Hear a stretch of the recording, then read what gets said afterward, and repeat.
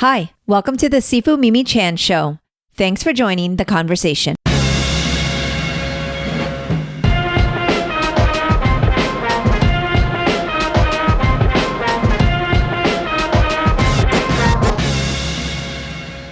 Comic book artist Jim Lee joins me on the podcast today.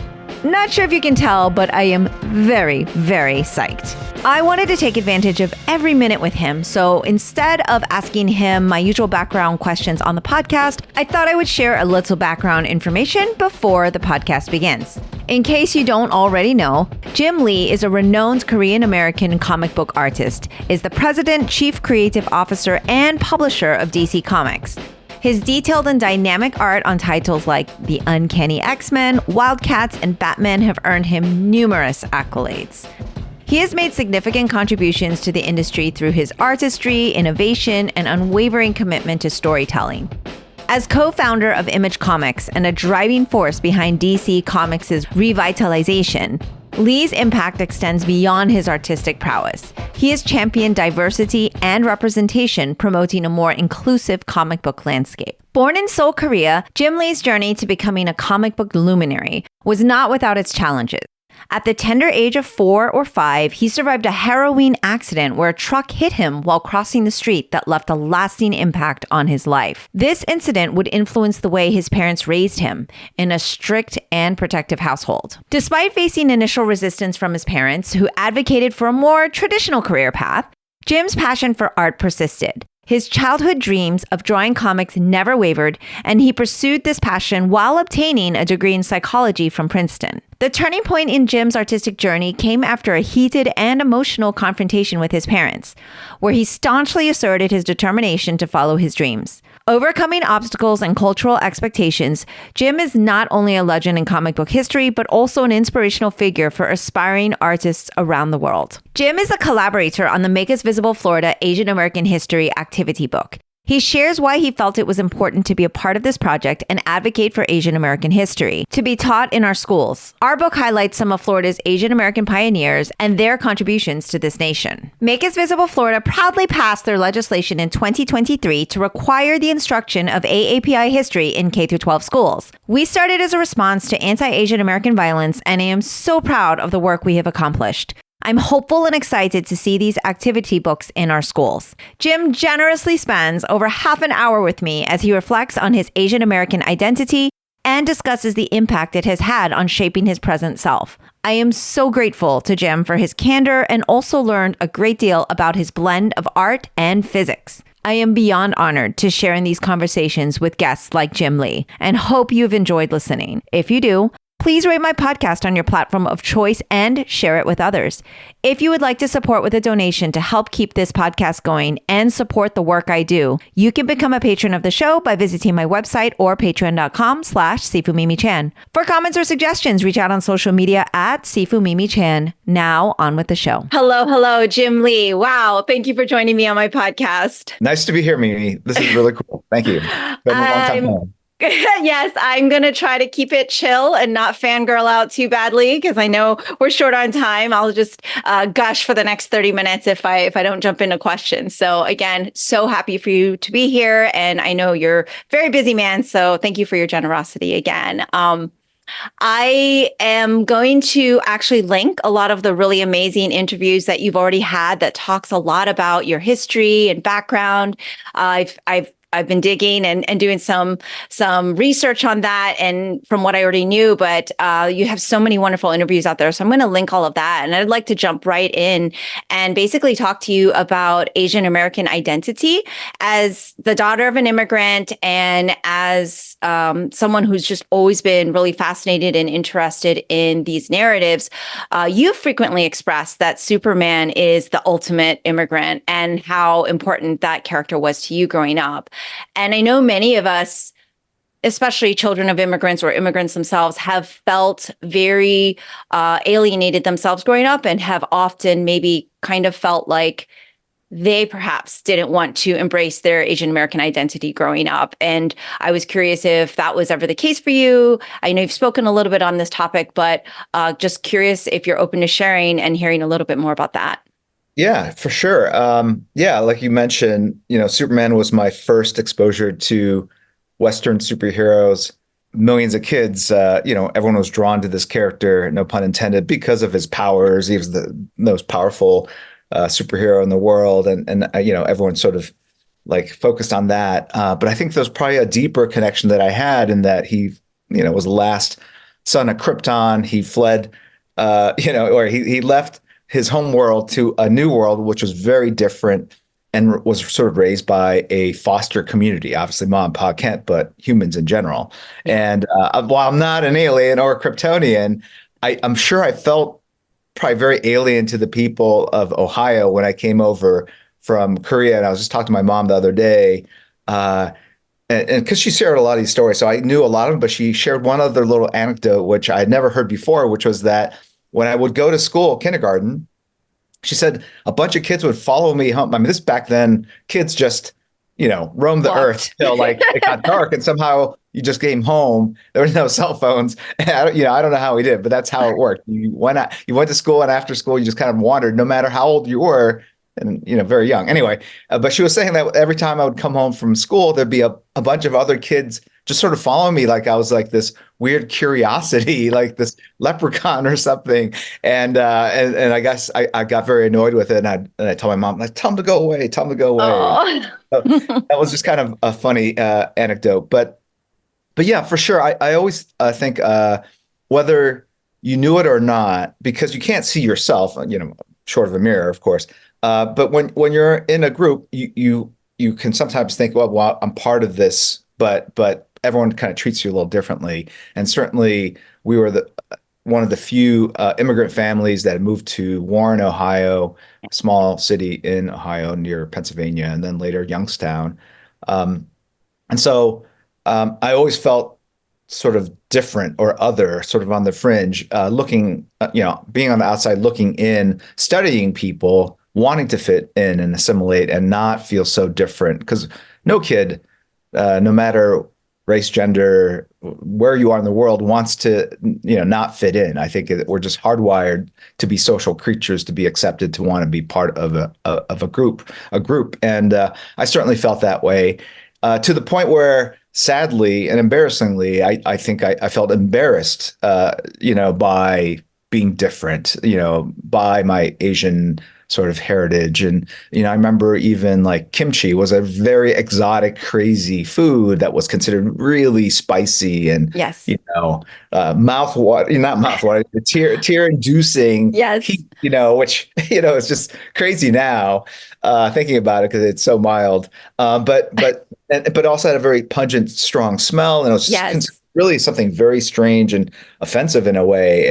And so you wanted to distance yourself from all these things that people thought were awful. And I love kimchi. And I remember even like in college, years later, my roommate took the kimchi I had in our communal fridge and threw it away. I went dumpster dived and, Oh and got no. it back. And back when I was a kid, my mom threw away all my comics. I had a dumpster dive in our trash can to get all the comics. I see you have a long history of Great. dumpster Yeah, I have a diving. whole history of dumpster diving. But anyway, yeah, I mean, for sure that I don't think it ever got to the point of self-loathing, but it Right. was, sad that I wanted to sort of push down or hide the thing that really was core to my identity. And it wasn't until after decades of therapy. No, I had never had therapy, but it was until decades later where, in Well, my art 20s. form can be a form of therapy. Yeah, So. for sure, for sure. I think just life in general, like Yeah. just being observant and mindful can be therapeutic, and you can learn a lot about yourself as you change and evolve through life. And I certainly got to the point where I felt comfortable in my own skin and acknowledge and recognize what was going on in my childhood, and how sad that was. But at the same time, I don't let those experiences really define me. In that I don't think I carry any negative baggage other than it was a thing that happened, and it was sad that it happened. And so my hope, obviously, for my kids and their kids and any children, people that feel different and on the fringe, is to figure out ways to make them feel accepted, and for them to recognize that what makes them different is often their special power, right? I mean, we all try to conform in our youth, but at the end of the day, what makes people successful and really stand out are their abilities to like sing or draw or dance. The thing that separates them from everyone else is the stuff that makes them different. In Yeah. fact, if everyone is the same, it's not applauded. It is not seen as anything special. So it's just a strange thing that happens. But I think there's just powerful societal forces and culture that people have to kind of work through. Some people find success in therapy, Yeah. self-realization. But I kind of did it myself. I was a psych major in college. Obviously, I was Yes. very wanted to know more about how my brain worked, why I felt the way I did, all these kinds of things. And I do feel like the 4 years I spent in college, kind of focused on that, or 3 years, did have an impact as well. So all Yeah. those things. Very long answer to your question, but yes, I think there was that feeling of ossification. Um, Mm. and I also think strangely that it was comic books that were an escape for me, a refuge from all Mhm. the kind of stress of being and feeling different. Going into the world of comics was this world that couldn't be brought to life in any other means because it was too Yeah. expensive. So there's Yeah. some really cheap, maybe TV shows, but there were no big blockbuster movies like there are Of today. So course. comics were the only place where you could find the big adventures that I think most people now find in these big tentpole movies, in these live action tentpole movies in theaters. So that Yeah. was my Cineplex back in the day, the comic books I Of had course. that I would read over and over till they're dog eared and just all ripped up, and I still own them. They're just really in Yeah. really uh, poor shape, but they bring back sorts of But it's incredible nostalgic. memory. Yes, It's 100%. nostalgic, Yes, 100%. yeah, Yeah, no, and I feel very connected to that. And I think so many people listening, so many people share that same narrative, because I've had so many of these conversations where we all kind of tend to look back, and, hindsight's 2020, but we look back and say, wow, it's really embarrassing that we were ashamed of, or didn't feel. I was hiding my, fried rice lunch. I was like yeah, you, yeah, it was like, oh yeah, no, not, you want to have a sandwich like everybody else. But now kimchi's very, very trendy. And, yeah, all the yeah, different 100%. foods is what brings Yeah. people together. So I wanted to take a moment, of course, to thank you also for contributing to the Make Us Visible Florida Asian American History Activity book, which kind of segs into what we just talked about with Asian American identity. And, one of the reasons I started this initiative here in Florida was because of the rising anti-Asian hate crimes that we saw through COVID and the pandemic. And I know that you had done a lot of advocacy during that time, and really kind of were really a great role model for people. And this project is so meaningful to me because my bill just passed last year. So now all Floridians will learn about Asian American history in K through 12. And I know, had I seen myself when I was growing up, maybe I wouldn't have felt ashamed to be Chinese American or, Asian. And I wouldn't have felt as other. I wouldn't have felt like I wasn't American, because the main thing is to hopefully teach kids, all kids, that Asian Americans are Americans. So, thank you so much for participating. And I have like a little proof of it here. And this is the front cover, which you could see Yeah. your art in the middle here. No, that's awesome. And I am thrilled, and I will show everyone your contribution here, which I'm extra grateful for, because it is my father, Grandmaster Pui No, Chan. no, And yeah, it's super thrilling. So thank no, you so it was much. no, it was amazing seeing some of the photos, and being able to bring your father to life in black and white ink. But I also, again, going back to the therapy piece of it, there was a bit of closure in doing this piece. Like, when you're a kid growing up and you're Asian, I mean, the pressure points, right? Or what you would get teased about, like Bruce Lee, and my last name being Lee. Yes, I felt embarrassed, around martial arts, because everyone just assumed that every Asian knew martial of arts. course, of course. And, like, is Bruce Lee your dad, your uncle, whatever? And it was just like, wow, what horrible taunts, right? Like, but at the time you didn't want to stand out, and it's 100%. deeply embarrassing. And so in a weird way, being able to draw your dad and show the power and the agility and the balance and the beauty of what he does, I think it's just me sort of, closing that off and just saying like, like it's so awesome now with like martial arts and Bruce Lee and the history and what he means in pop culture. So it was the right subject matter and just a really nice way to kind of close out that piece of it and just that was the past, and I'm excited that we're focused on the future and really just sort of sharing our stories and making sure people understand that they are not alone in how they feel. And it's weird because I do feel like there has been progress. I don't think my children necessarily have the same sort of. They have other things to worry about, right? Right. Like right. TikTok videos Yeah, that exactly. are or cyberbullying and like they're Right, just right. different. It's a different set of problems. How many Definitely. likes and all that kind of Yeah. stuff. So it's interesting. So I do feel like as kids, you're always gonna get teased about something. But Right. I mean, your race and your heritage, it's an awful thing. So I'm glad I was able to contribute and help Yes. out the project. We are beside ourselves. We've been teasing that we have like the AAPI All Stars, and they were saying it's the AAPI Avengers of artists. I'm like, I don't know, Jim Lee. We can't. I don't know if we should use Avengers because that's Marvel. And It's all good. I worked at Marvel I for know you 5 or worked 6 everywhere. years. Yeah, and I was a huge Marvel fan Yes. growing up. Well, of course. I mean, And look, again, like I want all superhero movies and projects to do well because, yes. um, we want the fascination, the excitement for what we do to be a constant.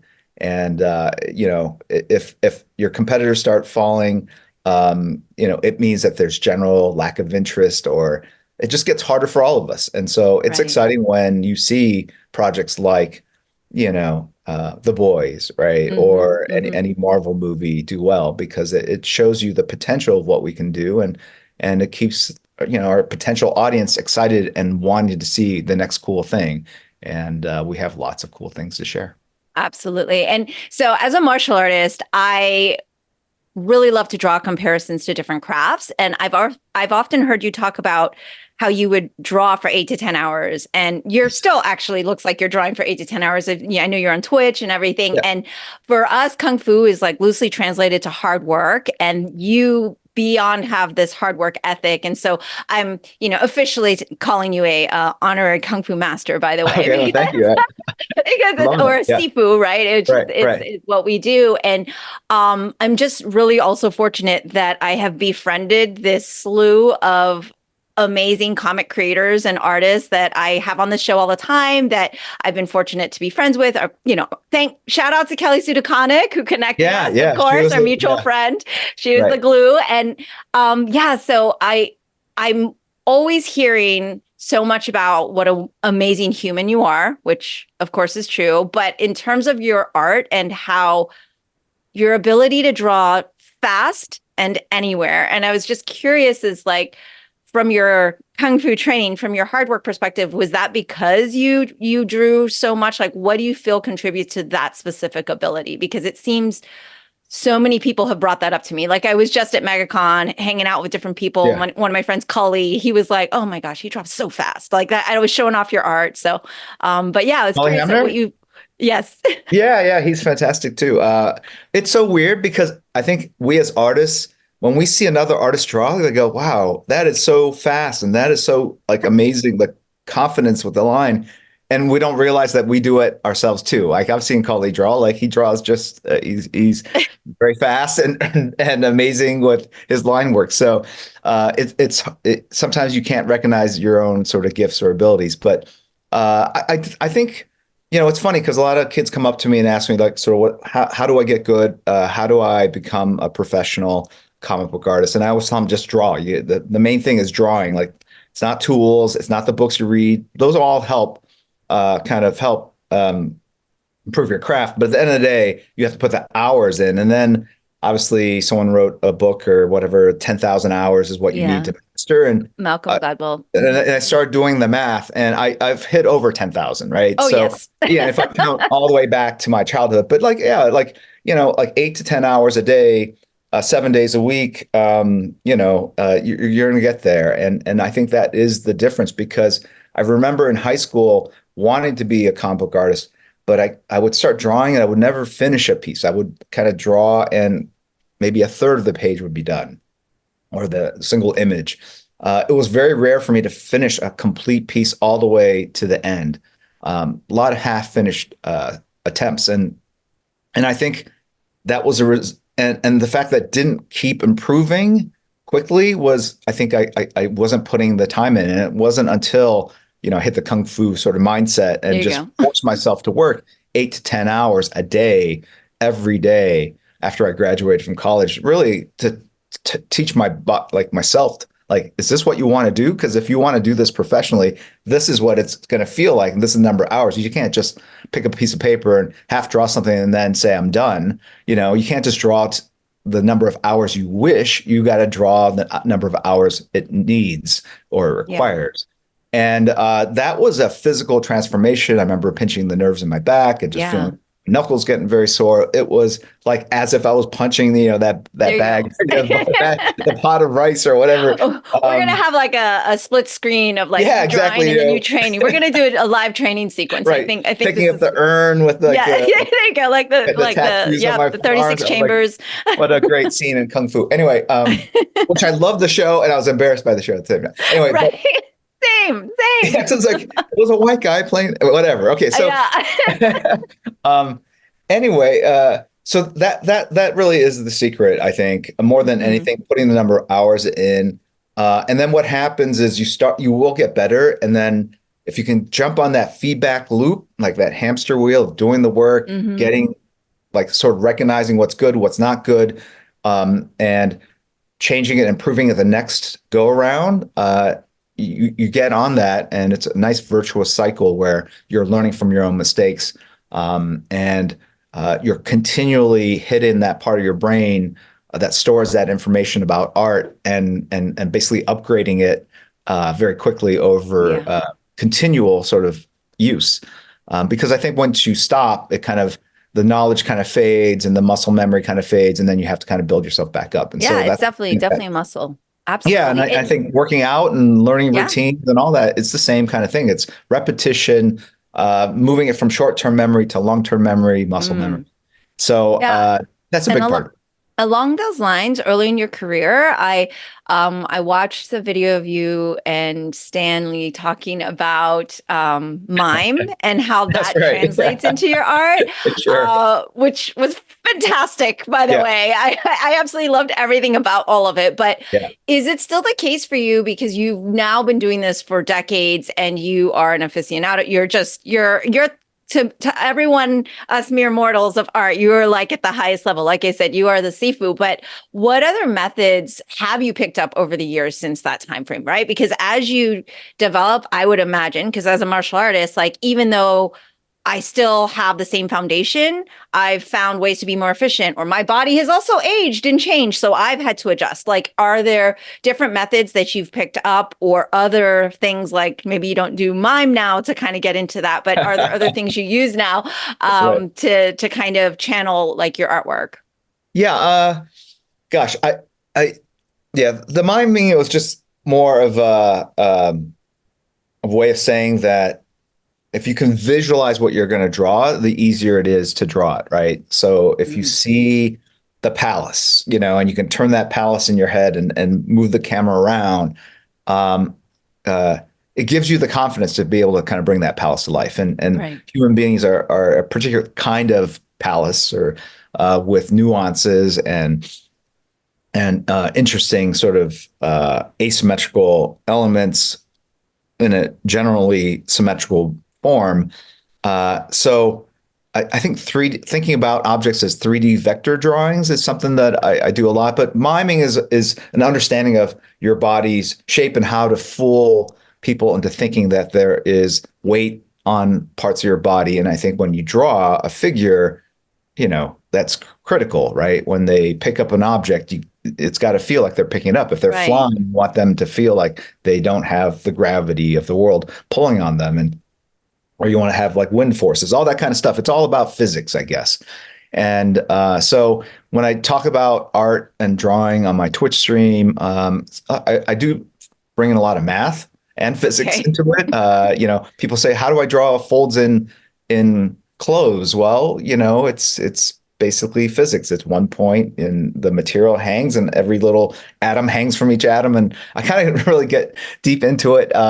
And I think between the physics of it all, it just helps you understand that you're bringing reality to life, and for that reality to work, it has to mirror or mime what most people understand about the physical world. But that said, once you understand that, there's amazing things you can do to tweak that reality, and that's where I think people get that joy and that weird je ne sais quoi, like I don't know what it is about this person's style, but I like how they bring the world of superheroes to life. And it's because we are giving you at surface glance reality, but we're also exaggerating the size of the fists or the length of the capes, Right. or having the wind blow in two different directions, but it looks really dramatic and cool. And so all these things because we control the X, Y, and Z of it all, we control the physics, the reality of that drawing. But if we break it too much, it won't feel real, and you lose the audience. So you got to find that sweet spot between showing them something they understand and then giving them something that they haven't seen before. And so Right. I think, if anything, and I also use math a lot. I'll tell people, like, certainly perspective involves math, right? But there's Right. also Of things course. around pleasing compositional designs and shapes. Are those are there inherently mathematical sort of relationships that, again, we're hardwired to respond favorably to? So, those are the kind of, whether it's true or not, I like the idea of a brain hack and how you can bring qualities to life in art that you wouldn't necessarily think about when you combine different sort of academic pursuits or studies. And Yeah. so I think physics and math and art, those generally aren't used in the same sort of sentence, but I try to bring those together. So I don't know if that answers your question, but I Yeah. think there's continual ways for us to think about art as more than just lines on a piece of paper, ways to study art by studying other disciplines, ways to study art by doing dance or mime or, photography, and understanding kind of f-stops and focal distances and Right. lighting. So all that informs the creation of art using, pen and ink on white paper. And so in a way, it's kind of deconstructing it, but rebuilding it using hmm other disciplines and fields of knowledge. Yeah, that makes complete sense. But as someone who also was not very good at physics or math, Okay, not a good sure, sure, Asian, I wasn't sure, good at sure. physics or Okay, math, okay. but Yeah, it makes so much sense, especially because, like I said, I've had just the pleasure of being able to speak with other artists and just kind of hearing it, like you said, from an academic sense and melding those worlds. I think it makes a lot of sense to me. And I know we're wrapping up on time, but what I wait, did maybe see, how did you get into comics though? So yes, martial arts, then yes. what was the What logical was the stepping? jump? So Okay, yeah, I'm like so the trying to, funny part is, so my husband, we met in 1996, and I have to tell you your name. Anytime we would go by a poster in the movie or the comic stores or anything, that's Jim Lee. Like, I will just okay, tell you straight up, like, your name has been mentioned in our household a lot over the last, okay, several decades. But I wasn't even a comic book reader at the time. got it. I actually wasn't a very good reader. I was very good at school in terms of I got my grades, because Asian parents, like, if I didn't Yeah, get my sure. grades, I'd be in big trouble. But I wasn't a good leisure reader. And it wasn't until, I don't know, maybe 10 to 15, 10. You know how time jumps when you're older, Yeah, yeah, 10, yeah, 15 years sure. ago, No, that I actually 95. had, You said 2 decades ago. Yeah, you're right. It yeah, feels like more than two 6 years decades. Yeah, ago. Right. that's Yeah. over. That was Yeah. it. Yeah. We're jumping way back. Right. But I basically had insomnia. And because of my insomnia, my husband's like, here, read this. And it was Kingdom Come. And Okay. I picked that up. And because I always loved Wonder Woman, I had the boots as a child and the Yeah. lasso and the full getup. And so I liked the show, the TV show. And so I read Yeah. that and then I was just hooked. And then I just was That's a strange devouring way everything. to treat insomnia, though, to give something that someone would Yeah, so find he thought inherently super reading. interesting. Like, I just see you like at 5 a.m. going like, oh my gosh, Yeah, exactly. It actually didn't help my insomnia. It just made yeah, me yeah, stay up later. But I think he just yeah, wanted me to have something creative to right, read and do. And right, so, yeah, it got me really hooked into comics. And yeah, then I'll just do the short story because I know you don't have a lot of time. But I basically, as you know, I was the model for Mulan. So yes, I did yeah, like animation it's work amazing. with teams here and just kind of dabbled in different parts of entertainment. But, fast forward to 2016, I decided I really wanted to host a podcast to share more immigrant stories, to Yeah, share more narratives, to get people's voices out there to build empathy. And it just kind of evolved into this thing where I talk to pretty much all of my favorite comic creators now. yeah, It's yeah. at least fairly frequently. So, and I just have become like very, very good friends with so many of them. Like I had Greg Rucka on my show for the whole year of COVID. Like we had 50 episodes together. Oh wow, okay, Yes. that's awesome. Yeah, Greg is Yeah, terrific. Wow, okay. it was amazing. And so it was like, one of my favorite writers. And so like, I just ended up starting to do comic cons because I would meld my martial arts expertise Yeah, for cosplayers. And then I ended up hosting panels with my fellow friends who they love being on my show for some reason because we don't always talk comics. We often just talk about whatever it is they enjoy doing and it's called I need to change it to like the tangent podcast because we often sure. just jump into other things. And so I've just been very fortunate Yeah, that I've also been able to collaborate with Jean Luen Yang, and I've done some stuff for his like as a martial arts expert, and I worked on Lunar New Year Love Story with him as the lion dance expert, and was able to now collaborate with some of my favorite creators. So that's it's amazing. been surreal. Yes, it's been super surreal, and now I'm talking to you. I mean, Yeah, I just got that book that I didn't know you were part of that project. yes, yes, Yeah, yeah, yes, yes, yes. So yeah. I did the all the lion dance like Okay. consulting, and we did a lot of Zoom calls, and it was so much fun. It was fascinating. I'm so glad you have it. Yeah, yeah. No, Gene's the best for sure. It's so It's so funny good. because he came and spoke at my daughter's school, and Oh he sent me a yeah. picture of him and my daughter, and it's so funny. I didn't know he was going to be there. She didn't know that I knew him. Oh. It was this really sweet moment, and Oh my gosh. Yeah. because all of my daughter's friends sort of called her out, like, "Oh, he works in comics. Maybe he knows your dad," and she Yeah. Everybody knows your pushed her dad. pushed her towards him and to introduce herself, and of course he's like, "Yeah, I know your dad." So Yeah. funny, but That's very cool. amazing. Yeah, very. Yeah, super amazing.